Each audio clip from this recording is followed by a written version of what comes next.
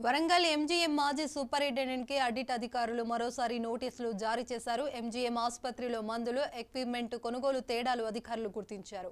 30 బిల్లులలో అవకతవకలు ఉన్నట్లు బయటపడడంతో నోటీసులు ఇచ్చారు. ఇదే విషయంలో గతంలోనూ నోటీసులు అందుతున్నప్పటికీ డాక్టర్ చంద్రశేఖర్ సమాధానం చెప్పలేదు. దాంతో ఇప్పుడు మరోసారి నోటీసులు ఇచ్చామని, సరైన సమాచారంతో సమాధానం ఇవ్వకుంటే చర్యలు తీసుకుంటామని నోటీసులో అధికారులు హెచ్చరించారు. ఇక మాజీ మంత్రి ఎర్రవల్లి దయాకర్ రావుకి డాక్టర్ చంద్రశేఖర్ అత్యంత అప్పుడుగా మెలుగుతున్నారని గుసగుసలు వినిపిస్తున్నాయి.